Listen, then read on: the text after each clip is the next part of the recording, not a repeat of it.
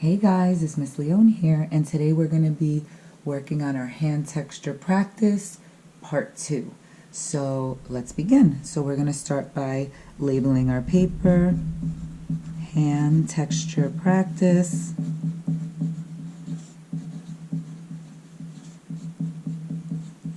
And this is page 2, part 2.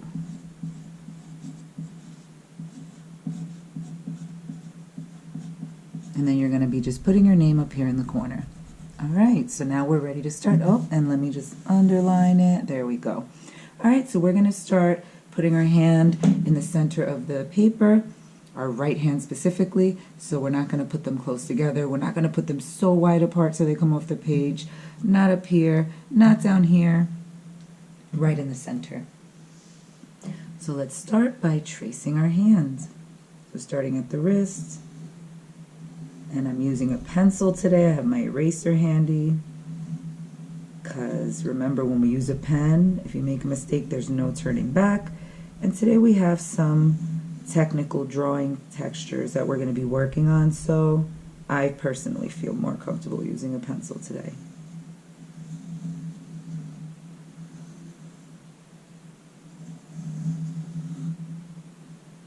Alright, so there we go. We have our hand drawn out. So let's begin. So the first texture that we're going to be creating is a moving water texture. So a few things I'm going to show you about that.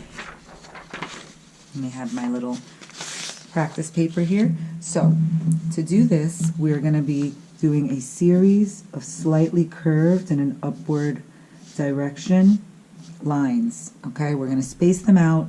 We're going to use like a light medium pressure. And then we're going to go back in, and then we're just going to keep doing this pattern, spacing it out, and filling in the empty spots. Okay, so once it looks like that, then you can go back in and go a little quicker. So this technique, even though we're using a pencil here, this is the technique that I like to use in my landscape paintings when I paint water, moving water specifically. So if you were doing it with paint, you can start with a very light wash in the background, and then you can go in with different values. So if I was doing like a daytime beach painting, I would be using a light teal, a dark teal. I would be using maybe some white, and I would be filling in different areas using these values. This can also be used with color pencil. It's not just pencil, but for today we're learning it with pencil. But if you can do it with pencil, you can do it with a color. So you can see here, once we do that, it starts to look like moving water. So a few things, we don't want it to look like this. No straight lines. Okay, so this is yes, this is no. No straight lines. No, it's not like U's. Okay, it's not like these ends. It's also not going to be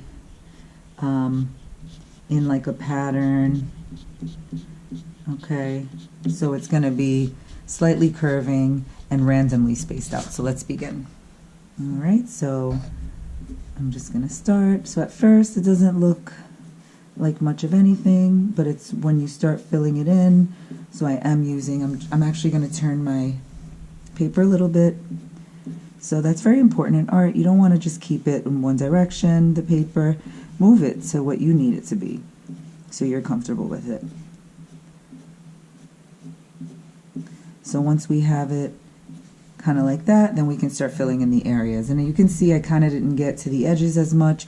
So when I do get to the edges, I'm going to start at like the edge and flick inward. So we are using kind of like a feathering technique with these slightly curved marks.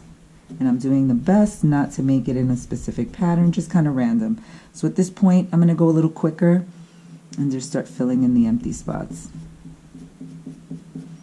And you can vary the amount of pressure that you use here, so that way it gives it a sense of depth. Because even if it's just pencil, you can still have a sense of depth and realism.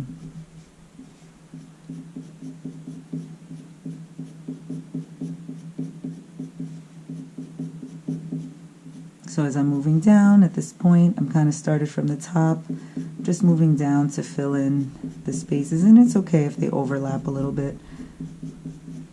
And it's okay if some of the white is showing, because in this case, remember when we're using pencil, the white of the paper is our highlight.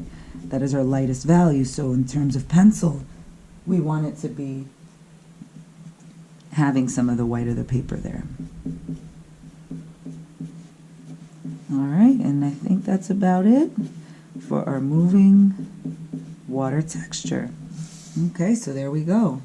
So the next finger is going to be wooden planks. So I have some stuff to show you about wooden planks. So if we're going to be creating wood, first of all, I'm going to be using the other side of this paper. So I'm going to kind of move this to the side, because if I flip this over and draw with this facing down on my hand here, it's going to transfer through. So I'm just kind of moving that over real quick just to show you some stuff with the wood. So a few things about the anatomy of wood, just on a generic level. Okay, they're evenly spaced, the planks. Okay, so think of it like a wood floor.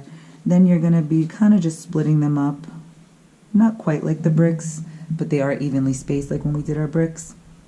And then we're going to start creating knots. So to create a knot, it starts off with a little oval, and then you're going to make some implied lines around there. So what do I mean by implied lines? So let's just go through that real quick. So you have solid versus implied. So a solid line is pretty much the way that we normally draw, the way that we think we normally draw, okay? So you can see they're very solid. The whole line is the same thickness from start to end. Implied, that's where you press, you lift, you press, you lift, you press, you lift, and so on, but in a continuous flow. So the line almost starts to disappear in certain areas. It gets really thick. So let's do that with the curvy lines. So press, lift, press, and so on. So you can see it looks more sketchy, and that really helps when you're drawing. And even here, implied, but it has to do with lifting. So to make the knots, let me show you knots if I don't do implied line. So start with the circle, the oval, and then if I just go like this, kind of looks just like a target almost, but if we do it with implied, we lift, we press, we lift, we press, okay? And you can see that it just has a more realistic effect. So that's what we're going to be doing. Okay, so let's begin. So we're going to take our pointer finger here and we're going to just split it into 3 sections by making 2 vertical lines going down the finger. Then we're going to split up each plank into a couple of sections by adding horizontal lines. So maybe here I'm going to split it that way. Over here I'm going to split this one. And then maybe here I'll split it this way. So now we have our structure. Okay, so next we need to add our knots. So we don't want to put a knot in like every single plank, okay, because that's a little much. Less is more in this case. So I'm going to put a little knot here. I'm going to put one down here, and then maybe I'll put one over here. So I'm just going to put 3 out of all of these sections, okay? So here I'm going to be doing my implied lines very gently, maybe like 2 or 3 of them. So I'm going to do that for each one, and then we'll go in and add our next texture. So implied, it just makes it look a little more realistic. Once we do that, I'm going to go in and just add some vertical lines, so I can start by slightly curving with the oval of the last ring, because this actually represents like the wood swirls, and then using implied line for all of our textures. Okay, we can see that. And then over here, let's do the same thing for each section. This one's going upward. Okay, so now when we start to get to the other planks, so now we have 3 planks. Maybe this little guy, I'm just going to keep it just implied, a little something something there. So now for these other ones, I'm actually going to look down. I have a wooden floor here. So you can be inspired by wooden furniture around your home, or the floor, So no two pieces of wood are the same, and we're going to just make a few patterns here based on that. So let's say, and I'm doing this very implied, some wood is like kind of swirly texture. Okay, and then I'm just gonna add my implied line, kind of curving. Let's see, what's another one I can do over here? Maybe in this case, it's gonna be coming from this way a little, just to kind of, maybe there's just two of them there. So for yours, at this point, you can kind of make it your own, look around, be inspired. And then for the last one, maybe I'll have it so like maybe there was some kind of a knot here that we don't see. Maybe this is the outskirts of the knot. So I'm going to have it going down this way. All right, and there we go. We have our wood plank texture pointer finger. Okay, so next, the third finger, we're going to actually make it like a long hair texture. So a few things about that. So I'm going to flip this over. All right, so for the long hair texture, you have different options here, okay? So you can either do, so each one is just gonna have a continuous line though. It's gonna be like a long strand. So whether you're doing wavy, okay, you start at the top, we're gonna start at the top of the finger. Whether it's wavy, they don't have to match perfectly like when we did our swatches of our line value scale, okay? They can actually, as long as they match in the style, you can make them, they can be kind of different from each other. So this isn't fully full. I'm gonna fill it up more on my finished product. So you can have wavy hair. You can have, if you wanted to do curly hair, you just can do some like spirals. Kind of looks like an old school landline phone cord, if you know what that is. So at first it looks weird. You're like, oh my gosh, what is happening here? But if you keep filling it in, just use the same pattern throughout. Squiggly lines can actually become a texture and help your art.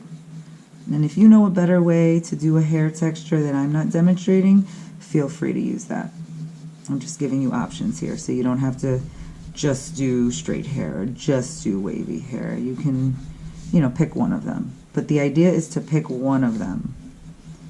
You are not going to be doing like 3 different textures in one finger. And then let's say you wanted to do one that's really wavy. It would just have more waves. So you can decide. So this is yes.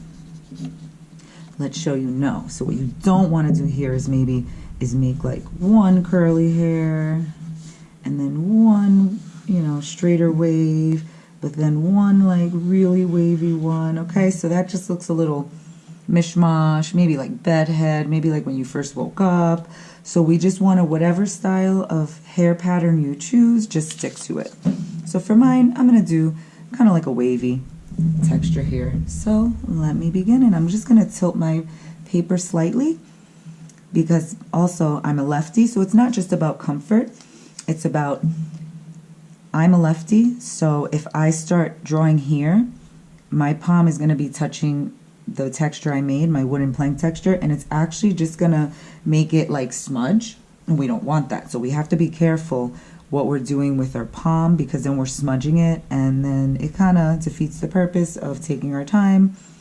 So I'm going to start at the top, and I'm just going to start with one wavy line going that way.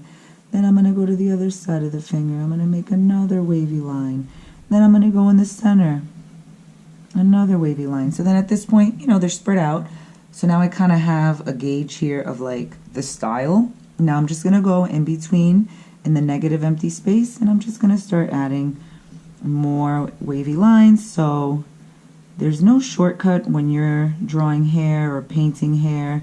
If you were using a paintbrush, the same idea. You would have to make each strand of hair on its own. But as you fill it up, that's where it starts to look realistic. And it might end up solid in some places just because the lines are overlapping so much, okay? But the idea is that you're just filling it in. So whether it takes 30 lines or 40 lines, I'm kind of not counting. I'm just keep filling it in until it kind of, you know, most of the white is gone. Because also, if we're doing hair here, we don't want it to look bald. We want this to be luxurious and full. Just like we made the fur in the practice part 1 of the hand texture. We had our luxurious fur happening there. So I'm almost done here. But you can see I keep starting from the top, working to the bottom. Starting from the top, working from the bottom. Keeping my pattern, being consistent. It doesn't have to be identical, but the pattern is there, so it looks flowy and natural. And it's okay if the bottom, you see these little strands, that makes it look even more like hair. This kind of looks like when you first get a haircut, yes, it might be all perfect, but as it starts to grow, it's going to look like that, like little strands on the bottom, and that's fine. All right, so next we're going to make our checkerboard tile pattern. And for this one, it kind of mimics the way that we started our stone pattern in the other part 1 assignment. So all we're doing here, and again, I'm going to keep my paper slightly tilted because now I have a lot of buildup here. So I don't want to smudge. So you have to be conscious of that. So you might end up smudging and being like, oh man, you know, and that'll help you next time to like not do that, right? By making mistakes in art, in life in general, that's how we learn. So let's begin. So we're going to be making rows of horizontal, slightly curved lines that match the shape of the tip of our finger, filling in down the whole finger. So it might be like 13-ish lines. So we're filling them in. Okay, almost there. We're going to stop when we get to the bottom. All right. So I'm going to stop there because that's where this side of my finger ends. Even though this one ends down here, I'm just going to stop it there. All right, so now to split it up, we're going to do 3 vertical lines to split this up into 4 sections. So let's see how I can position my hand to do this. All right, so I'm going to do my best not to touch that because I really want you to be able to see what I'm doing. So I'm going to extend my pencil. I'm going to keep my palm here and draw with the pencil kind of farther away. So I'm going to start in the middle, make my vertical line. All right, so that's the first thing. You see you have it split into even sections. Next, I'm going to go from the top here, and I'm going to curve with the shape of my finger for these outer ones. Okay, and I'm going to do that again for this side.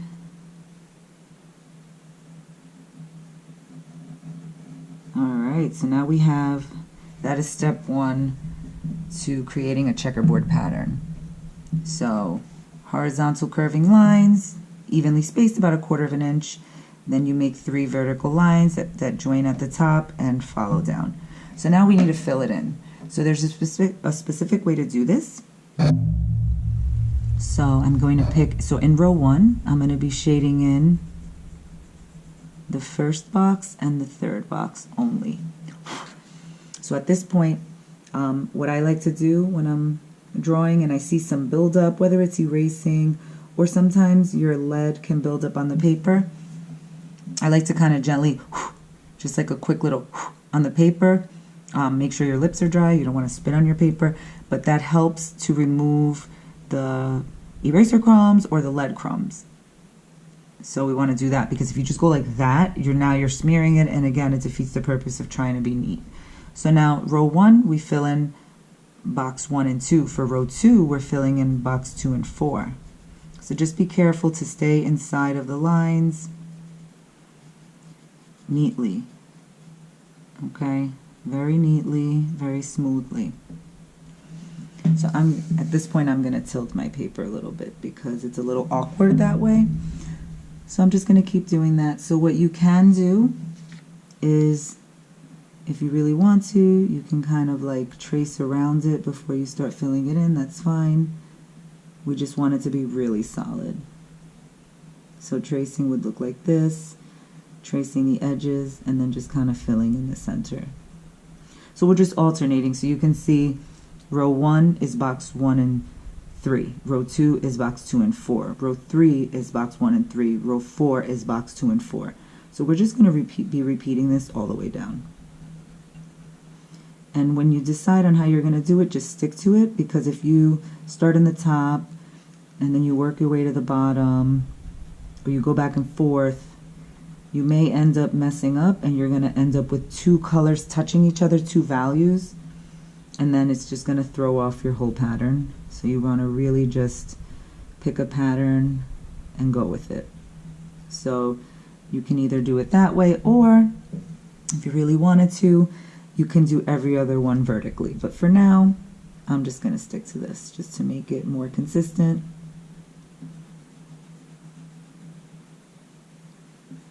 So once you get in the groove, it goes a little faster.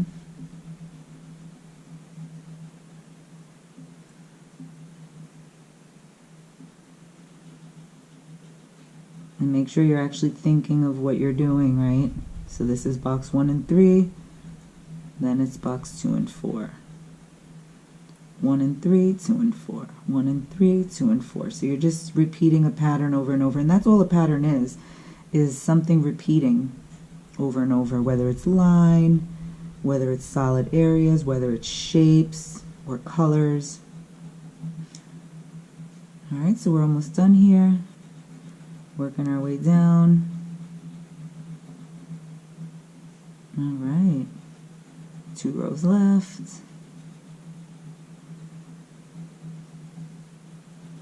And now my last row.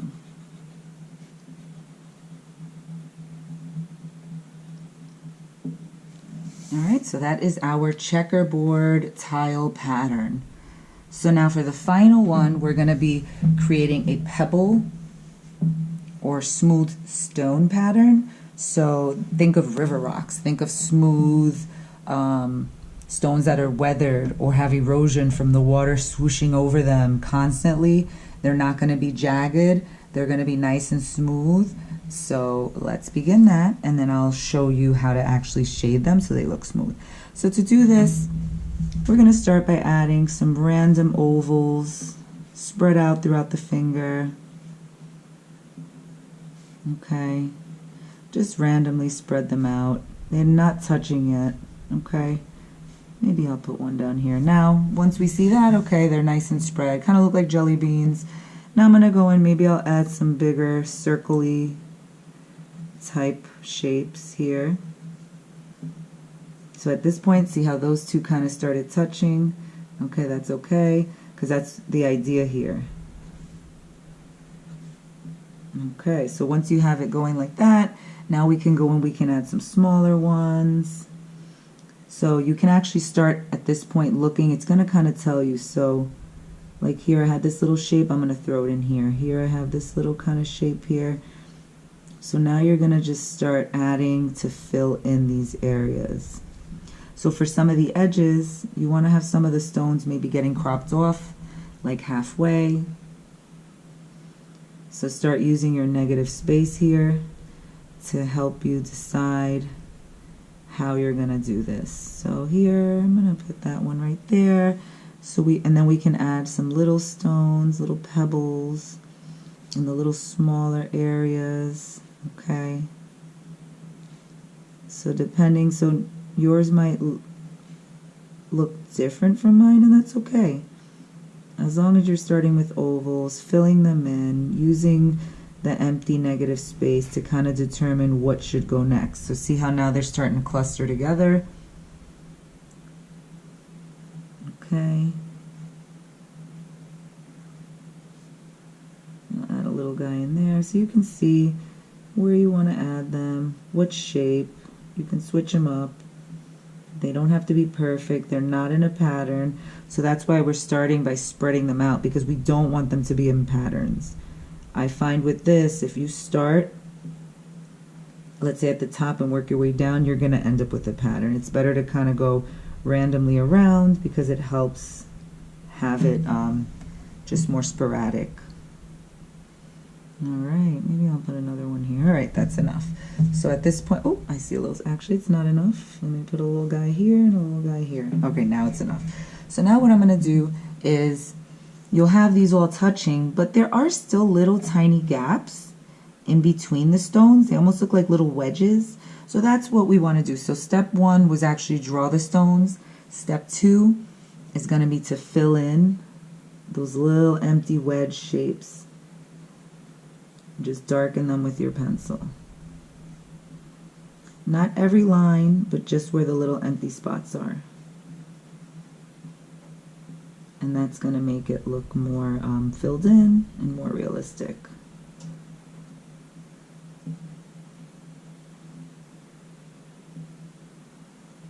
And just be careful not to smudge. So I'm going to turn my paper sideways at this point. I don't want to smudge.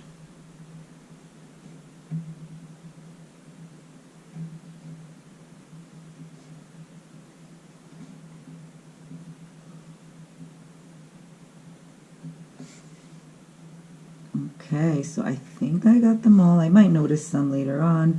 You can just go back and fill them in if you notice something that you didn't notice before. All right, so now we need to, the final step is to add a shadow to each one. So let me just show you what I mean by that. So again, now that I'm using this other part of the paper, I'm going to flip this. So I'm going to push this to the side because again, if I flip this over and draw on top of this, like on my paper, it's gonna smear and it's gonna transfer, and we don't want that. We've tried so hard to be neat this whole time. So what we're gonna do here, so I'm just gonna show you, I'll show you a little large. So I'm gonna